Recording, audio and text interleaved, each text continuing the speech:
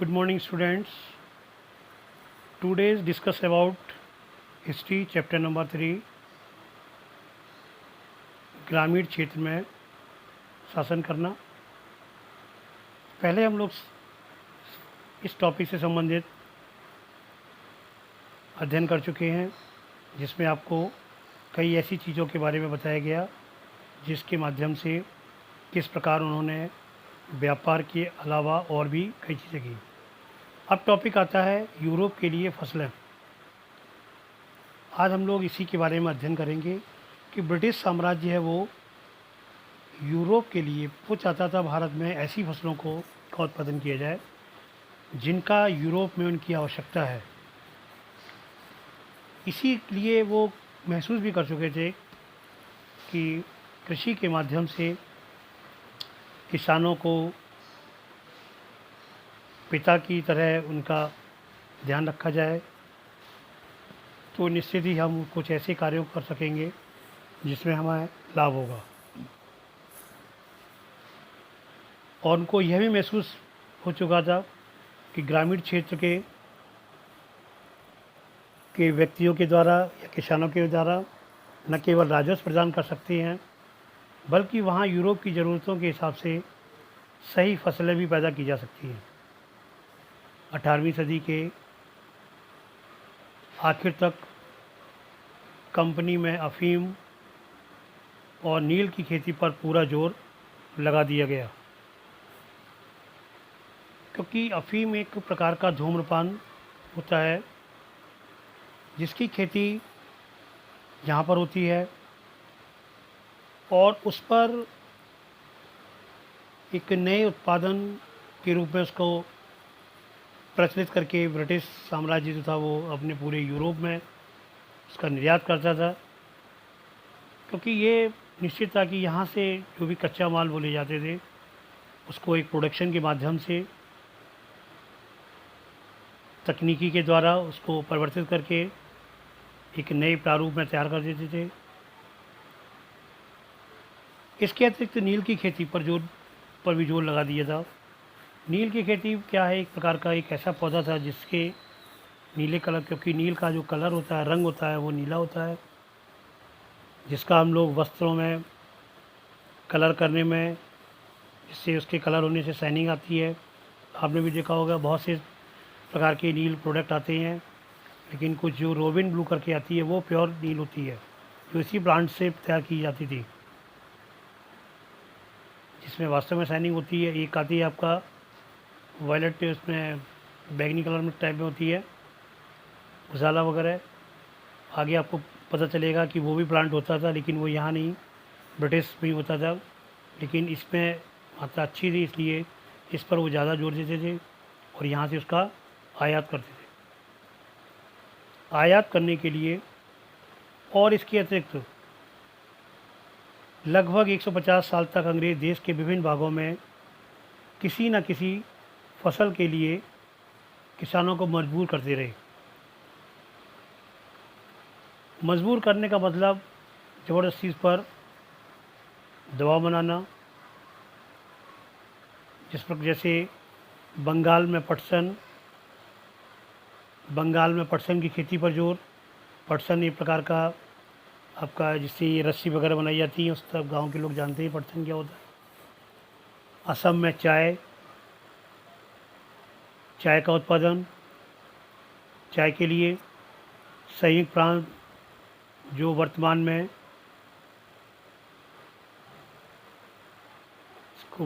उत्तर प्रदेश, यहाँ पर गन्ना का उत्पादन, आज भी गन्ना का उत्पादन होता है, देखा आपने। पंजाब में गेहूं पर जोर दिया, क्योंकि वो सब सारी चीज़ों को से अवगत हो चुके थे कि कहाँ पर किस क्षेत्र में कौन सी मिट्टी है वो ज़्यादा फर्टाइल है, उपजाऊ है, और कहाँ किस खेती के योग्य है।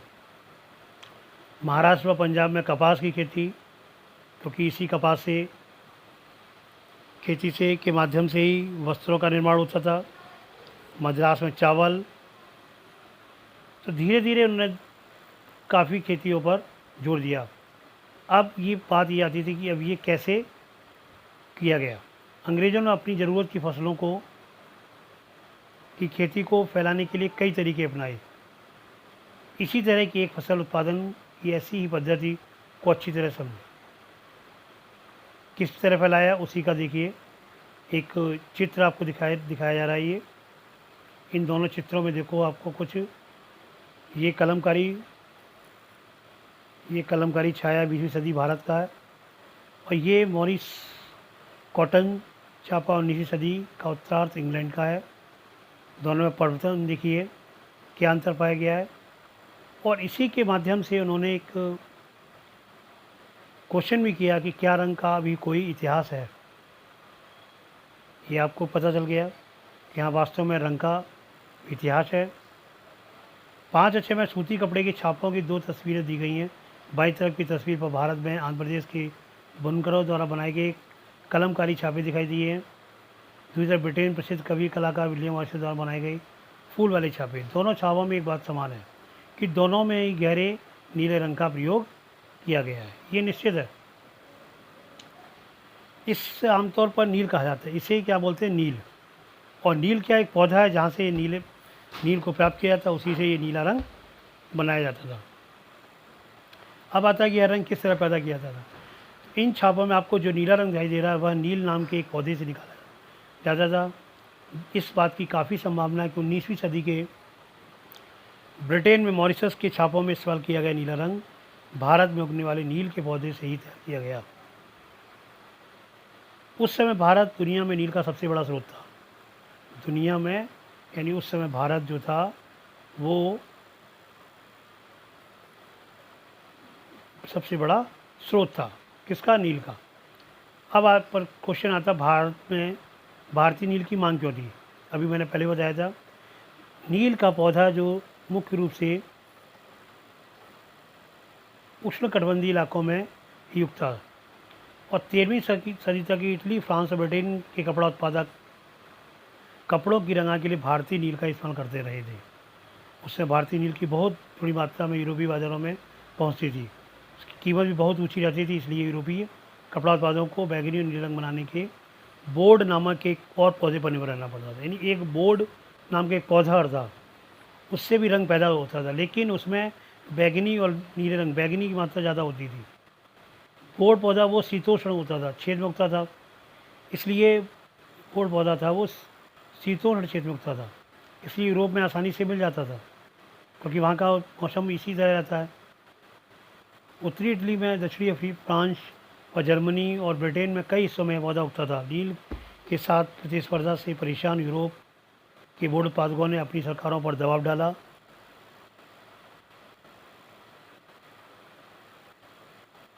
डाला कि वे नील के आयात पर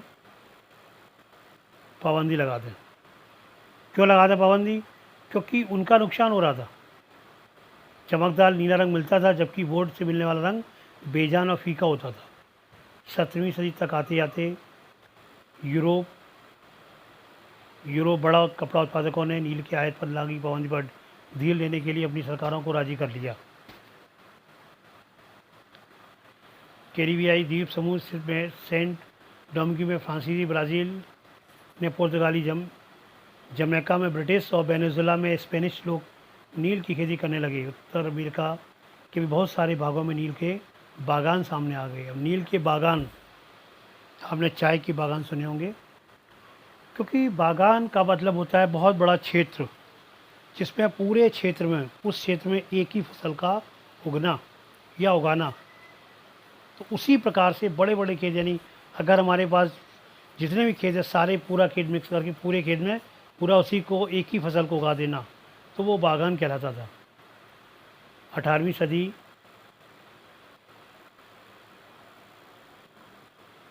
सदी में आगे के आखिर तक भारतीय नील की मांग और बढ़ गई। ब्रिटेन में औद्योगिकरण शुरू हो चुका था और उसके कपास उत्पादन में भारी इजाफा हुआ था। उधर कपास का भी चल रहा था। कपास से, क्योंकि कपास से ही धागा बनता है, धागा से फिर क्या होता है, कपड़ा तैयार होता है। उसी कपड़े को कलर करने के लिए नील की आवश्यकता हो रही थी। तो द्वारा वेस्ट इंडीज़ और अमेरिका से मिलने वाली आपूर्ति अनेक कारणों से बंद हो गई थी। लेकिन 1783 से 1789 के बीच दुनिया का नील उत्पाद आधा रह गया। ब्रिटेन के रंगरेज अब नील की आपूर्ति के लिए बेचैनी से किसी और स्रोत की तलाश कर रहे थे। यह नील कहाँ से मिल सकता था? भारत में ब्रिटेन की बढ़ती दिलचस्पी, यूरोप के नील की बढ़ती मांग को देखते हुए ईस्ट इंडिया कंपनी ने भारत में नील की खेती बढ़ाने के रास्ते ढूंढने लगी कि नील की खेती किस तरह से उसको बढ़ाया जा सके। और धीरे धीरे यहाँ पर आकर के 18वीं सदी के आखिरी के दशक में ही बंगाल में नील की खेती इससे पहले लगी थी। बंगाल में पैदा होने वाला नील दुनिया की बाज़ारों में छा गया। 1788 में ब्रिटेन द्वारा आयात किए गए नील में भारतीय नील का हिस्सा केवल लगभग 30% था और 1810 में ब्रिटेन द्वारा आयात किए गए नील में भारतीय नील का हिस्सा 95% हो चुका था, यानी बढ़ गया था। जैसे जैसे नील का व्यापार फैल रहा था, कंपनी के अफसर और व्यावसायिक एजेंट नील के उत्पादन में पैसा लगाने के लिए समय बीतने के साथ साथ कंपनी के बहुत सारे अधिकारियों ने नील के अपने कारोबार पर ध्यान करने के लिए उसी टाइम में सेंट डोमिंग्यू में गुलामों की बगावत अगस्त 1791 में जनवरी का चित्र है, जहाँ पर उन्होंने ये बगावत कर दी थी। इन्हीं सब चीज़ों को दस्तियों करते हुए और कुछ इधर से उधर पलायन भी कर रहे थे। कारोबार पर ध्यान देने के लिए नौकरियां छोड़ दी। भारी मुनाफे की उम्मीद से स्कॉटलैंड और इंग्लैंड के बहुत सारे लोग भारत आ गए। यानी धीरे धीरे क्या देखा कि धीरे धीरे वहाँ के लोग भी यहाँ पर भारत में आकर बसने लगे। एक आया, दो आया, धीरे धीरे क्या हुआ, क्योंकि यहाँ पर नील के बागान लगाने के लिए के पास नील की पैदावार के लिए पैसा नहीं, उन्हें कंपनी और नए नए बैंक कर्जा देने को तैयार कर रहे थे। अब आता नील की खेती कैसे होती थी। तो नील की खेती के दो मुख्य तरीके थे। एक तो था निज और रैयती। निज का मतलब होता है अपनी अनुसार करना। रैयती होते हैं जो किसानों के आधार, किसान अपने अनुसार उनको कर देते। निज खेती की व्यवस्था में बागान मालिक खुद अपनी ज़मीन पर नील उत्पादन करते थे। तो वह ज़मीन खरीद लेते थे या दूसरे ज़मींदारों से ज़मीन भाड़े पर ले लेते थे और मज़दूरों को काम लगाकर नील पर खेती पर लगवा दिया। जो इनको मजदूरी दे दी थी, ठीक है। अब लेकिन निज खेती की समस्या कुछ आती थी। समस्या क्या आती थी? क्योंकि बागान मालिकों को निज खेती का क्षेत्रफल फैलाने में मुश्किल आ रही थी। नील की खेती केवल उपजाऊ ज़मीन पर की जा सकती थी। ऐसे में कुछ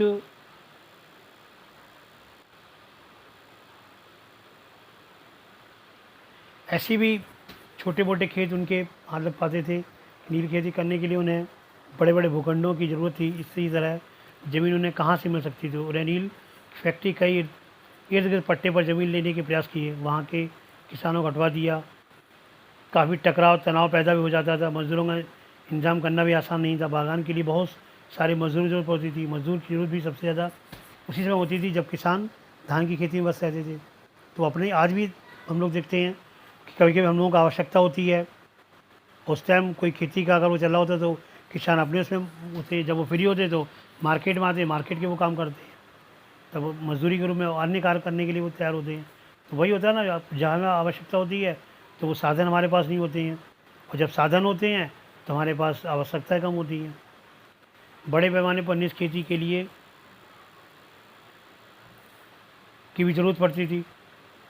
तो इस यहाँ पर 1 बीघा नील की खेती के लिए 2 हल चाहिए थे। इसका मतलब कि अगर किसी बागान मालिक के पास 1000 बीघा ज़मीन है तो उसे 2000 हलों की ज़रूरत पड़ती थी। हलों को खरीदना और उनका रख रखाव बड़ी समस्या थी, क्योंकि वो तो ये सब कर नहीं पाते थे। उनमें बहुत सारी चीज़ होती है। अगर हम घर में अकेले एक व्यक्ति हो और उस घर में 10 कमरे हों तो साफ सफाई करने में बहुत दिक्कत आती है। तो इसी प्रकार से उसमें बहुत सारी समस्याओं का सामना करना पड़ता था।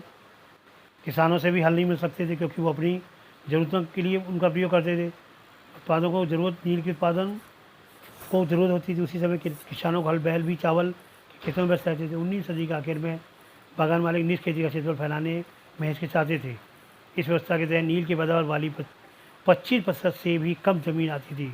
बाकी ज़मीन रैयती व्यवस्था के अंतर्गत थी, यानी किसानों की रैयतों की ज़मीन पर नील खेती। रैयत व्यवस्था के तहत बागान मालिक रैयतों के साथ एक अनुबंध, एक सट्टा करते थे। कई बार वे गांव के मुखिया को भी रैयतों की तरफ से समझौता करने के लिए बाध्य कर देते थे। जो अनुबंध का दस्तखत कर देते थे, उन्हें नील उगाने के लिए कम ब्याज तब बागान मालिकों से नकद कर्जा मिल जाता था। कर्जा लेने वाले रैयत को भी अपनी कम से कम 25% ज़मीन पर नील की खेती करनी थी। बागान मालिक बीज और उपकरण को मुहैया कराते और इस प्रकार मिट्टी को तैयार करने, बीज बोने और फसल को देखभाल करने का हिस्सा उन्हीं रैयतों का था, क्योंकि किसान ही ये सारी चीज़ें कर सकता था। और जब कटाई के बाद बागान मालिक को सौंप दी जाती थी तो रैयत को नया कर्जा मिल जाता था और वही चक्र दोबारा वही रिपीट होता रहता था। ये यहाँ पर इस चित्र के माध्यम दिखाया गया है कि किस प्रकार वो उन फसलों को पैदावार करते थे और फिर यहाँ से उनका व्यापार भी करते थे। तो धीरे धीरे ये सारी सुविधाएं आती रहीं। नील का उत्पादन कैसे होता था, किस तरह बनाया जाता, किस तरह उनको फैक्ट्री उनको परिवर्तित किया जाता था, कपड़ों की रंगाई होती थी, बहुत सारी चीज़ों का सामना करना पड़ दिखते थे। नील गांव आमतौर पर बागान मालिकों के ही फैक्ट्रियों के आसपास होते थे, जिससे कटाई के बाद नील के पौधे कारखाने में स्थित बेंट हौद में पहुंचा दिए जाते थे और रंग बनाने के लिए 3 या 4 कुंडों की ज़रूरत पड़ती थी। प्रत्येक हौद का अलग काम था। नील के पौधों से पत्तियों को तोड़कर पहले कुंड में गर्म पानी में कई घंटों तक डुबाया जाता था और इस हौद को किडवन या स्टीपर कुंड कहा जाता था, क्योंकि जब पौधे को हम किण्वित हो जाते थे तो जब वो बुलबुले उठने लगते थे और वह सड़ी हुई पत्तियों को निकाल दिया जाता था। जिस प्रकार हम चाय बनाते हैं, चाय की पत्ती डालते हैं, खूब गर्म होती है, उसका पूरा कलर जो होता है, स्वाद और कलर सब चूस लेता है, पानी उसको ऑब्जर्व कर लेता है, उसके बाद उसको बेस्ट मटेरियल को हम क्या करते हैं, फेंक देते हैं। उसी प्रकार, क्योंकि चाय के भी बागान होते थे, उसी तरह नील का पौधा होता था और नील के पौधे में भी जैसे चाय में पत्ती का प्रयोग करते किया जाता था, उसी प्रकार की वहाँ पर भी पौधे का पत्ती वाला पार्ट कलर के लिए प्रयोग करते थे। दूसरी हौद में बीटर वाट से घोल में लगा लाया जाता था, पेंडल से खगोला जाता था। जब हरा और उसका नीला हो जाता था, पहले हरा फिर नीला परिवर्तित हो जाता था, उसके बाद चूने का पानी डाला जाता था साफ उसको स्वच्छ करने के लिए। ये नील की पपड़ियाँ नीचे जम जाती थी और ऊपर साफ द्रव निकल आता था। भाई उसमें कुछ वैसी तत्व होते हैं जो चिपक जाते हैं। भाई हम लोग बॉयल करते हैं तो उस कलर से हमारे पूरे फ्राई पैन में साइड से पत्ती वाला कलर चाय का लग जाता है और लिक्विड में कलर मिक्स हो किया जाता है। लेकिन हमारे ये को हम लोग चाय उसको ड्रिंक करने पर हमारे मुंह में साइड से पूरा वो कलर हो जाए, ऐसा नहीं होता, क्योंकि जो कुछ उसमें होता है वो उसी में कलर ऑब्जर्व हो जाता है। नील की लुगदी को दूसरे कुंड में डाल दिया जाता था। इसके बाद उसे निचोड़ कर बिक्री के लिए सुखा दिया जाता था। उसका भी प्रयोग करते थे, जैसे गन्ने का जूस निकाल के प्रयोग करते हैं। तो ये आपने देखा जितने भी ये उत्पादन थे ये सब को क्रश करके जूस निकाला जाता था, उनकी वेस्टेज होते उसका भी प्रयोग किया जाता था। तो ब्रिटिश समय बस उनका यही तो था, इन्हीं सब चीज़ों में उन्होंने दिमाग लगाया और अच्छी चीज़ को ऑब्जर्व करके उनको ये सब चीज़ें की बिक्री के लिए। ये सब चीज़ उनको देखो तैयार कर रहे हैं, किस प्रकार से इनका ऑब्जर्व करते हैं, पूरा ये सिस्टम दिखाया जा रहा है। और यह उत्पादन इसी प्रकार से उनका उत्पादन करते थे, शुरू हो जाता था किसान। उसके बाद नील विद्रोह और उसके बाद मार्च 1859 में बंगाल में हज़ारों रैयतों ने नील खेती से इनकार कर दिया। जैसे जैसे विद्रोह फैला, रैयतों ने बागान मालिकों को लगान चुकाने से भी इनकार कर दिया। वे तलवार, भाले, तीर कमान लेकर के फैक्ट्रियों पर हमला करने लगे, क्योंकि वो समझ गए कि हमारा भाई जब उनको फ़ायदा हो रहा था वो सब अपने पास रख रहे थे। तो ये सब चीज़ पता चल चुकी थी। गुमास्ता एजेंटों की पिटाई की गई, जो बीमा एजेंट वगैरह थे, जिसको हम दलाल वगैरह बोलते हैं, और सबने ना तो नील की खेती करेंगे, ना कर्जा लेंगे, ना ही बागान मालिकों को लाठियाँ और लाठी कई गुंडों से डरेंगे। नील के किसान चुप बैठने को तैयार नहीं थे, क्योंकि उन्हें बगावत की ताकत कहाँ से मिली। उसमें शक नहीं था कि नील खेती अत्यंत दमनात्मक थी, लेकिन जो लोग दबे होते थे वे हमेशा बगावत नहीं करते थे। ऐसा कभी कभी होता था। 1859 में नील रैयतों को लगा कि बागान मालिकों को खिलाफ बगावत में उन्हें स्थानीय जमींदारों मुखियाओं का भी समर्थन मिल सकता है। बहुत सारे गाँव में जिन मुखियाओं के नील के अनुबंधन पर जबरन दस्तखत कराए,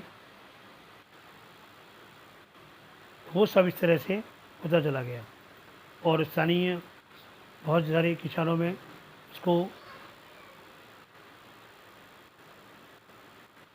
उनकी धीरे धीरे क्या होती, जमींदारों के पास से परेशानी, बागान मालिकों की ताकत बढ़ती जा रही थी और बागान मालिक जबरन लंबे समय तक उनकी ज़मीन में ले लेते थे और धीरे धीरे विद्रोह की खतरे में डरी हुई थी। जब नील की खेती वाले जिलों में एक बगावत खबर फैली तो लेफ्टिनेंट गवर्नर ने 1859 यानी 1859 कि सर्दियों में इलाकों को दौरा किया। रैयतों को लगा कि सरकार उनकी दुर्दशा से परेशान है।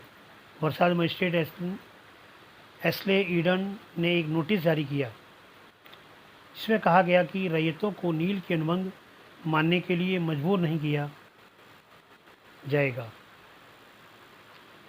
और इसी प्रकार जैसे जैसे विद्रोह फैला, कलकत्ता के पढ़े लिखे लोग भी नील जिलों में कि वो चल पड़े। उन्हें रैयतों की दुर्दशा, बागान मालिकों की जोर जबरदस्ती और अत्याचारी नील व्यवस्था के बारे में लिखा।